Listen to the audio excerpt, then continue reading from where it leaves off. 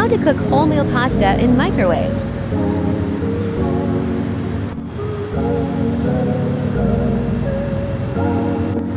Break pasta and fill with a lot of water.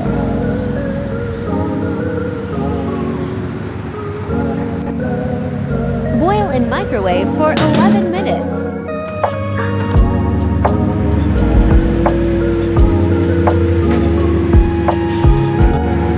Meanwhile, cut cheese and garlic. Mix and add olive oil. Add capers.